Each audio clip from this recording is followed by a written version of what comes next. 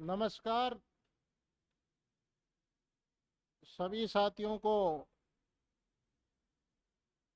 मेरी तरफ से नमस्कार। मैं मदनाराम आपको सामान्य विज्ञान पढ़ाऊंगा। मैं अभी जूनियर इंजीनियर के रूप में पीएचडी में कार्यरत हूँ। इसके पहले मैं सीनियर सेक्शन इंजीनियर के रूप में रेलवे में सेवा 6 साल के लिए दे चुका हूँ। तो अपने जो टॉपिक ले रहे हैं वो है सामान्य विज्ञान। देखो, सामान्य विज्ञान हर कंपटीशन में एक महत्वपूर्ण टॉपिक है।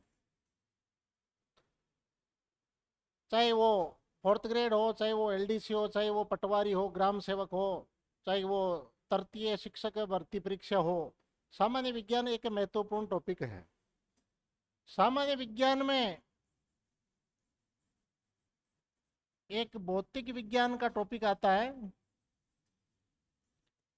एक रसायन विज्ञान का टॉपिक आता है, एक जीव विज्ञान, अंतरिक्ष विज्ञान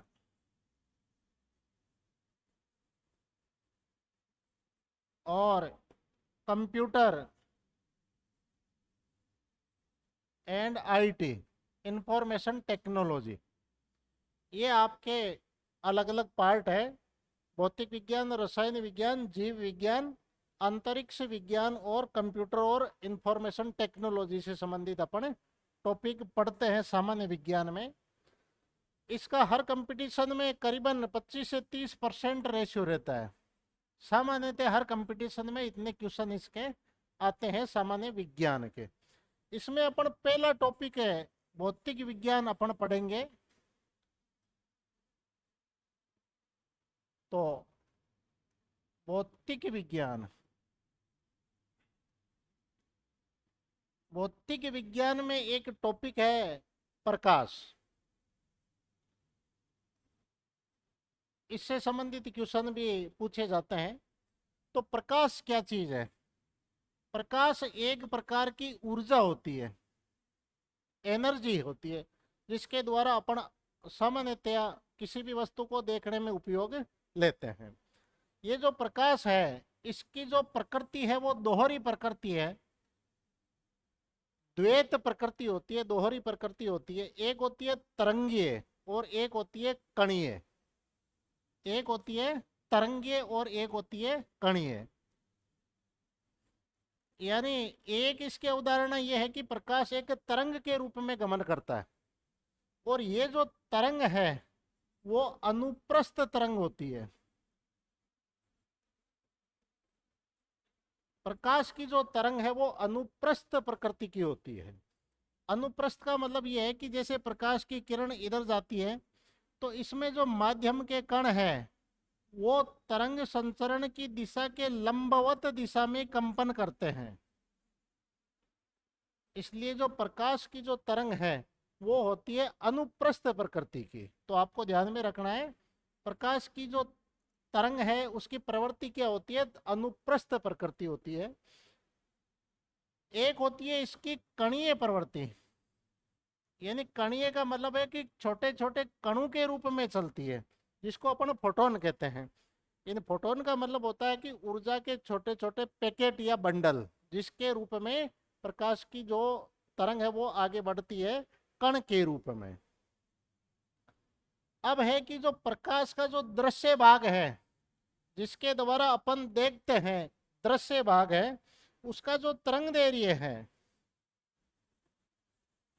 उसका जो तरंग दैर्ध्य है उसकी जो वैल्यू है वो होती है 450 नैनोमीटर से 750 नैनोमीटर के मध्य। ये इसके तरंग दैर्ध्य का मान होता है।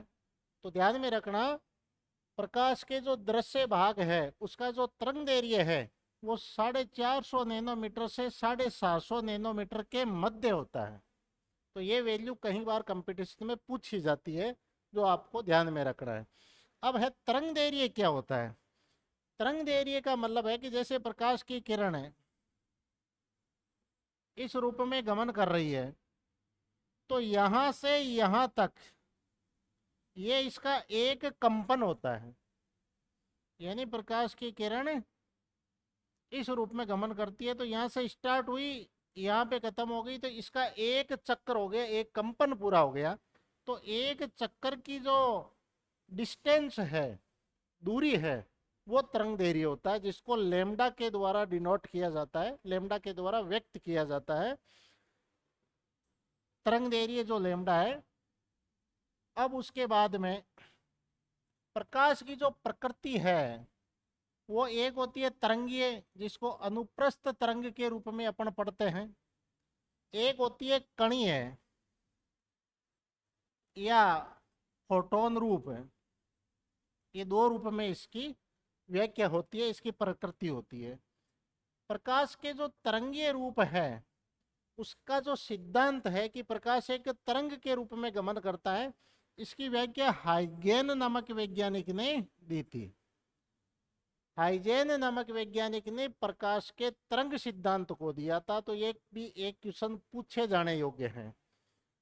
अब है कि जो प्रकाश की जो तरंग प्रकृति है उस पर आधारित कौन कौन सी घटनाएं हैं जिसका अपन अध्ययन है प्रकाश के तरंग रूप में करते हैं। तो इसमें नंबर एक है प्रकाश का परावर्तन, प्रकाश का अपवर्तन, प्रकाश का व्यतिकरण, प्रकाश का विवर्तन, प्रकाश का ध्रुवण, और 6 नंबर पर होता है वो प्रकाश का वर्ण विक्षेपण। प्रकाश का वर्ण विक्षेपण, ये जितने भी 5-6 घटनाएं हैं, परावर्तन, अपवर्तन, व्यतिकरण, विवर्तन, ध्रुवण, वर्ण विक्षेपण, ये जितनी भी घटनाएं अपन एक एक टॉपिक को आगे पढ़ेंगे, इन घटनाओं की व्याख्या है वो प्रकाश के तरंग रूप से की जाती है। अब दूसरा है इसका कणीय रूप या फोटोन रूप। इन छोटे छोटे कण हैं जो ऊर्जा के पैकेट है जिसको अपन फोटोन कहते हैं, उस कण के रूप में इसकी जो व्याख्या है वो न्यूटन ने सर्वप्रथम बताई थी।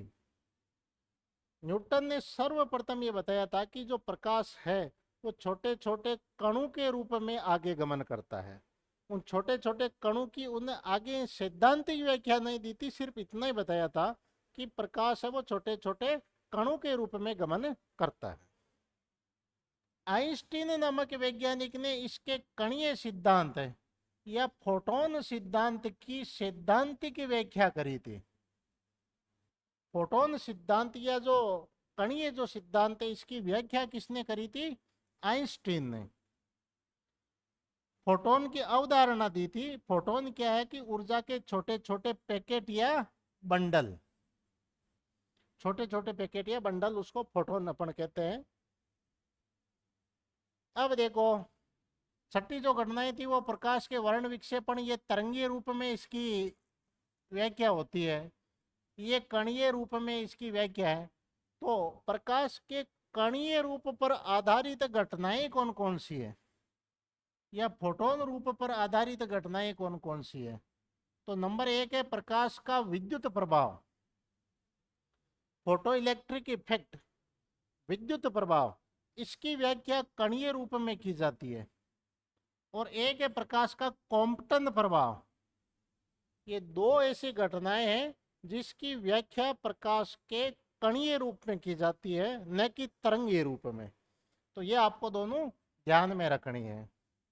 अब एक टॉपिक है कि प्रकाश को सूर्य से पृथ्वी तक पहुंचने में 8 मिनट और 19 सेकंड, कुछ किताबों में 19 है, कहीं पे 20 सेकंड है, 8 मिनट 19 सेकंड या 499 सेकंड, करीबन 500 सेकंड, 499 सेकंड या 500 सेकंड का समय लगता है।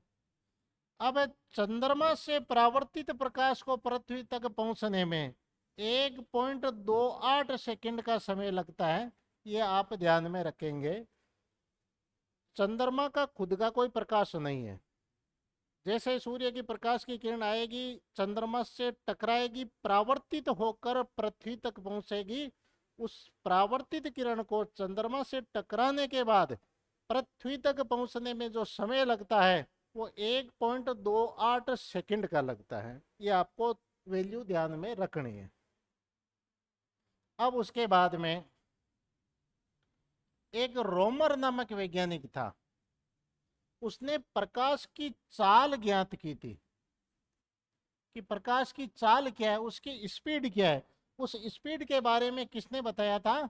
रोमर नामक वैज्ञानिक ने। तो रोमर नामक वैज्ञानिक ने सर्वप्रथम प्रकाश की चाल को ज्ञात किया था। ये आपको ध्यान में रखना है। प्रकाश की जो चाल है वो सर्वाधिक निर्वात में होती है। निर्वात यानी वैक्यूम, उसके अंदर प्रकाश की चाल सबसे ज्यादा होती है और उसका मान होता है 3 × 10⁸ मीटर पर सेकंड। कितना होता है वैल्यू? 3 × 10⁸ मीटर पर सेकंड इसकी वैल्यू होती है और वो होती है निर्वात में। और ये जो वैल्यू है वो होती है सर्वाधिक, सबसे ज्यादा। उसके बाद में जैसे पानी में प्रकाश की चाल क्या होती है? 2.25 × 10⁸ मीटर पर सेकंड। निर्वात की तुलना में कम हो गई क्योंकि प्रकाश है वो सघन माध्यम में आ गया है। जो पानी है वो सघन माध्यम है तो उसकी स्पीड कम हो गई, 2.25 × 10⁸ हो गई। अब जैसे ही कांच में इसका जो मान है वो 2 × 10⁸ मीटर पर सेकंड होती है। 2 × 10⁸ मीटर पर सेकंड इसकी वैल्यू होती है, वो कांच में होती है। क्योंकि कांच और ज्यादा सघन माध्यम हो गया तो उसकी वैल्यू और कम हो गई। तो सबसे ज्यादा वैल्यू निर्वात में। उसके बाद में जैसे जैसे माध्यम सघन होता जाएगा प्रकाश की चाल घटती जाएगी। ठीक है ना। अब सर्वप्रथम न्यूटन ने बताया कि श्वेत प्रकाश, श्वेत जो प्रकाश है वो 7 रंगों से मिलकर बना होता है। बे नी आ है पी ना ला, जो अपन पढ़ते हैं ना, बेनी आ है पीनाला, यानी 7 रंग, उसका जो मिश्रण है वो श्वेत प्रकाश के द्वारा जाना जाता है। श्वेत प्रकाश को सूर्य का प्रकाश भी बोलते हैं। जो सूर्य का जो प्रकाश आता है ये श्वेत प्रकाश के रूप में ही आता है। ये 7 रंगों से मिलकर बना होता है तथा यह अत्यंत सूक्ष्म कणों से मिलकर बना होता है। ये न्यूटन ने बताया था कि ये छोटे छोटे कणों के रूप में मिलकर बना होता है। और प्रकाश की किरण हमेशा सीधी रेखा में गमन करती है, हमेशा सीधी रेखा में गमन करती है। ये न्यूटन ने बताया था। अब उसके आगे कौन कौन से सिद्धांत किन किन वैज्ञानिकों ने दिए थे? तो हाइजेन नामक वैज्ञानिक ने प्रकाश का तरंग सिद्धांत दिया था। प्रकाश का तरंग सिद्धांत किस वैज्ञानिक ने दिया था? हाइगेन ने। अब है मैक्सवेल ने प्रकाश के विद्युत चुंबकीय जो गणितीय सिद्धांत है वो दिया था। विद्युत चुंबकीय का गणित सिद्धांत है कि प्रकाश एक विद्युत चुंबकीय विकिरण के रूप में गमन करती है। इसका गणितीय जो सिद्धांत है वो दिया था मैक्सवेल ने। ये आपको ध्यान में रखना है, मैक्सवेल ने दिया था। प्रकाश का जो क्वांटम सिद्धांत है कि प्रकाश क्वांटा के रूप में आगे विचरण करती है। क्वांटा का मतलब छोटे सी छोटी ऊर्जा की मात्रा जो इस प्रकृति में मौजूद हो उसको कहते हैं क्वांटा। छोटी से छोटी ऊर्जा की मात्रा उसके रूप में गमन करता है, उसको क्वांटम सिद्धांत की थ्योरी कहते हैं। यह दिया था मैक्स प्लांक। मैक्स प्लांक नामक वैज्ञानिक ने प्रकाश के क्वांटम सिद्धांत को दिया था कि प्रकाश क्वांटा के रूप में गमन करती है। अब क्वांटा का मतलब है प्रकाश के तरंग की ऊर्जा की छोटी से छोटी मात्रा, छोटी से छोटी मात्रा। अब उसके बाद में ये आपको ध्यान में रखना है, इसके 3 महत्वपूर्ण सिद्धांत है। किस वैज्ञानिक ने कौन सा सिद्धांत दिया था ये आपको ध्यान में रखना है। जब कोई वस्तु प्रकाश की किरण को संपूर्ण अवशोषित कर लेती है तो वह वस्तु काली दिखाई देती है। जब किसी वस्तु पर श्वेत प्रकाश आके गिरता है, धातु के धातु रंग उसमें अवशोषित हो गए, तो वो वस्तु काली दिखाई देती है। इसलिए जो काले रंग की वस्तु है वो प्रकाश को संपूर्ण रूप से अवशोषित करती है, इसलिए काले रंग की वस्तु जल्दी गर्म होती है।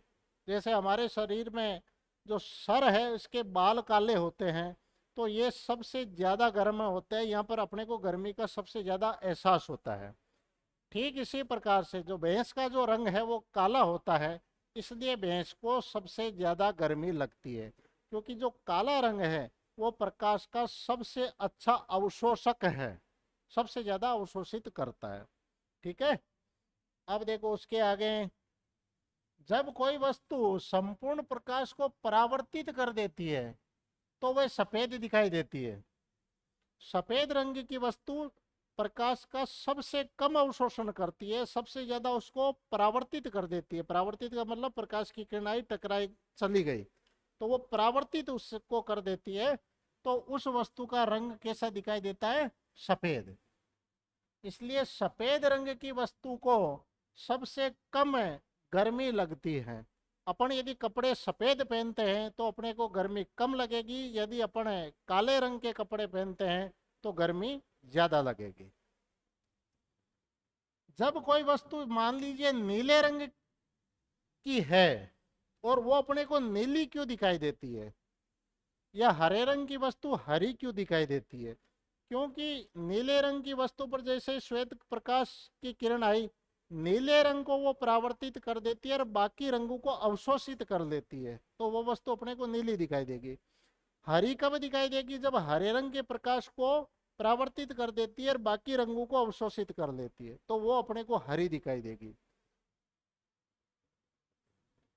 अब देखो, प्रकाश एक विद्युत चुंबकीय तरंग होती है।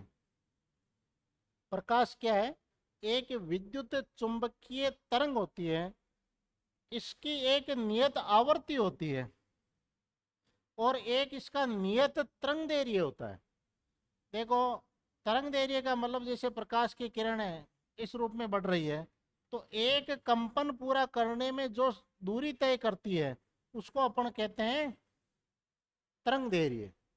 और आवृत्ति का मतलब है कि यहाँ से यहाँ तक आने में समय कितना लगा, यहाँ से यहाँ तक आने में इसको समय कितना लगा, वो होती है उसकी आवृत्ति। यानी एक कंपन पूरा करने में जितना समय लेती है वो उसकी आवृत्ति होती है, और एक कंपन पूरा करने में जितनी वो दूरी तय करती है वो उसका तरंगदैर्घ्य होता है। ठीक है, अब देखो, 7 रंगों का वर्णक्रम है, इसको स्पेक्ट्रम बोलते हैं इंग्लिश में। स्पेक्ट्रम, वर्णक्रम या स्पेक्ट्रम। बे, नी, आ है, पी, ना, ला, ये अक्सर ज़्यादा कोई बताने की ज़रूरत नहीं है। बैंगनी, नीला, आसमानी, हरा, पीला, नारंगी और लाल। बे, नी, आ है, पीनाला, इसको स्पेक्ट्रम बोलते हैं, या 7 रंगों का ये समूह है, वर्णक्रम भी इसको बोलते हैं। इधर से इधर अपन जाएंगे, यानी बैंगनी रंग से अपन लाल रंग की तरफ जाएंगे, तो इसका तरंगदैर्घ्य बढ़ेगा, इसका तरंगदैर्घ्य क्या होगा? बढ़ेगा, और इसकी आवृत्ति घटेगी। इसकी आवृत्ति क्या होगी? घटेगी। एक बात ध्यान में रखना, जो आवृत्ति है वो तरंगदैर्घ्य के व्युत्क्रमानुपाती होती है। देखिए, जैसे एक तो तरंग यूं जा रही है, एक तरंग यूं जा रही है, एक तरंग बिल्कुल ये तरंग है, एक ये तरंग है। इस तरंगदैर्घ्य, इस तरंग का तरंगदैर्घ्य क्या होगा? ज़्यादा होगा, परंतु कंपन में समय इसमें क्या हो रहा है? कम लगने की वजह से इसकी जो आवृत्ति है वो कम होगी। इसकी आवृत्ति और ज़्यादा, इसकी आवृत्ति और ज़्यादा, इसकी आवृत्ति और ज़्यादा, परंतु ये जो लेमडा की जो वैल्यू है वो क्या हो रही है, घट रही है। इसलिए जो आवर्ती है वो हमेशा तरंग दैर्घ्य के व्युत्क्रमानुपाती होती है। तरंग दैर्घ्य बढ़ेगा, आवर्ती घटेगी। तो इसमें देखो, बे नी आ है, पिनाला में अपन इधर से इधर जाते हैं तो तरंग दैर्घ्य तो आपके क्या हो रहा है, बढ़ रहा है। जब तरंग दैर्घ्य बढ़ता है तो आवर्ती क्या होती है, घटती है। क्योंकि आवर्ती हमेशा तरंग दैर्घ्य के व्युत्क्रमानुपाती होती है।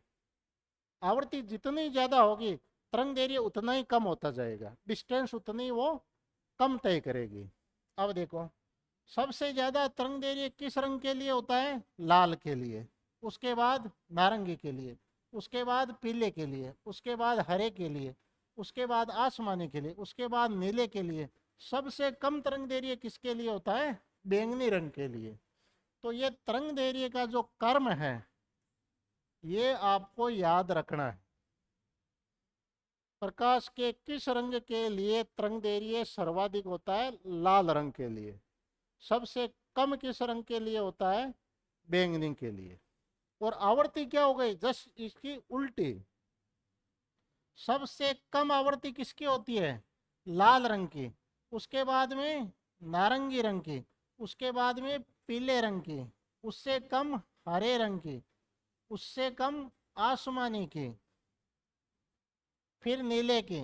और सबसे ज्यादा आवर्ती किसकी हो गई, बैंगनी की हो गई।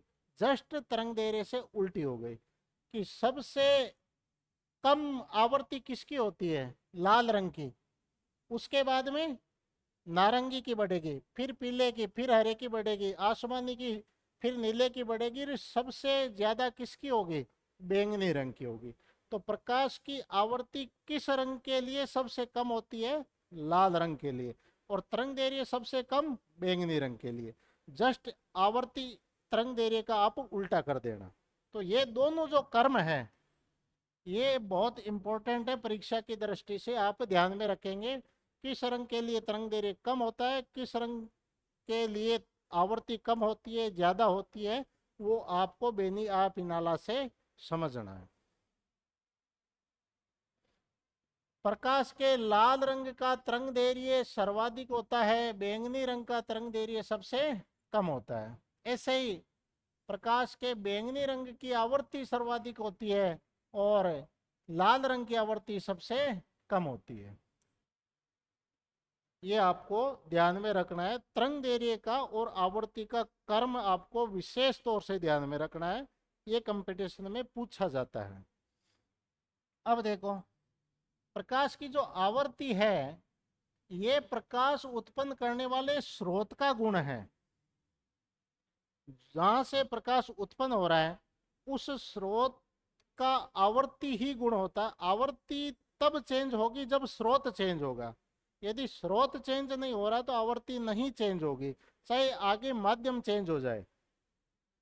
तो ध्यान में रखना है, जैसे प्रकाश की किरण सघन माध्यम से विरल माध्यम में जा रही है या विरल माध्यम से सघन माध्यम में जा रही है, चाहे पानी से कांच में जा रही है, चाहे कांच से पानी में जा रही है, चाहे पानी से हवा में जा रही है, उसकी आवर्ती चेंज नहीं होगी जब तक उसका स्रोत चेंज नहीं हो जाए। तो यदि स्रोत चेंज नहीं होगा तो उसकी आवर्ती नहीं चेंज होगी। अतः एक बार उत्पन्न हो गए प्रकाश की आवर्ती माध्यम के परिवर्तन होने से नहीं बदलेगी, वो की वही रहेगी। प्रकाश का जो तरंग दैर्घ्य है ये माध्यम बदलने के साथ में बदलता है, क्योंकि माध्यम में बदलने के साथ साथ में उसकी चाल बदलती है। तो चाल बदलेगी तो उसका तरंग दैर्घ्य भी बदलेगा। अब देखो, प्रकाश का जो रंग है उसके तरंग दैर्घ्य से निर्धारित होता है, क्योंकि आवर्ती तो नियत है। तो तरंग दैर्घ्य बदलेगा वैसे वैसे उसका रंग भी बदलेगा। तरंग दैर्घ्य बढ़ेगा तो वैसे वैसे लाल रंग की तरफ जाएगा, घटेगा तो बैंगनी रंग की तरफ आएगा। अब है प्रकाश की चाल v आवर्ती और तरंग दैर्घ्य के गुणनफल के बराबर होती है। प्रकाश की यदि आपको आवर्ती दे रखी है, प्रकाश का यदि आपको तरंग दैर्घ्य दे रखा है, आवर्ती को तरंग दैर्घ्य से आप जब गुणा करते हैं तो उसकी चाल आएगी। तो v बराबर होता है न्यू गुणा लेमडा। ये आपको ध्यान में रखना है। आवर्ती गुणा तरंग दैर्घ्य बराबर प्रकाश की चाल। अब देखो, न्यू होता है वो होता है नियत। भाई, प्रकाश का स्रोत चेंज नहीं हुआ, इसका मतलब उसकी आवर्ती चेंज नहीं होगी, तो आवर्ती हो गई नियत। तो चाल किसके समानुपाती हो गई? लेमडा के, तरंग दैर्घ्य के। यदि तरंग दैर्घ्य बढ़ेगा तो चाल बढ़ेगी, यदि तरंग दैर्घ्य घटेगा तो चाल घटेगी। तो प्रकाश की जो चाल है वो प्रकाश के तरंग दैर्घ्य के समानुपाती होती है। v is proportionally lambda. ये आपको ध्यान में रखना है। तरंग दैर्घ्य यदि बढ़ेगा तो उसकी चाल भी बढ़ेगी, तरंग दैर्घ्य घटेगा तो उसकी चाल भी घटेगी, क्योंकि आवर्ती नियत है। अब देखो, यदि प्रकाश को उत्पन्न करने वाला स्रोत नियत है तो उसकी आवर्ती नियत रहेगी, न्यू आपके क्या रहेगा? नियत।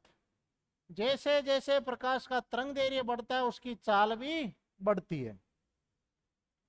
बे नी आ है पी ना ला, अपन इधर से इधर जाते हैं तो लेमडा बढ़ता है, तो उसकी आवर्ती क्या होगी? घटेगी। तो चाल क्या होगी? बढ़ेगी। चाल क्या होगी? बढ़ेगी। तो प्रकाश का सर्वाधिक चाल उसके लाल रंग के लिए होगी, क्योंकि सबसे ज्यादा तरंग दैर्घ्य किस रंग का है? लाल रंग का है। तो उसकी चाल किसके लिए ज्यादा होगी? लाल रंग के लिए। ऐसे बैंगनी रंग के लिए सबसे कम चाल होगी, क्योंकि उसका तरंग दैर्घ्य सबसे कम है। तो v इज प्रोपोर्शनल लेमडा होता है। प्रकाश की चाल प्रकाश के तरंग दैर्घ्य के समानुपाती होती है।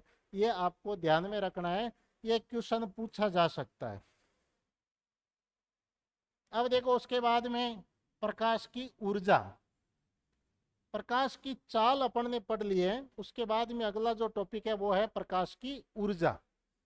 प्रकाश की जो ऊर्जा है वो हमेशा समानुपाती होती है प्रकाश की आवर्ती के। प्रकाश की आवर्ती के क्या होती है? समानुपाती।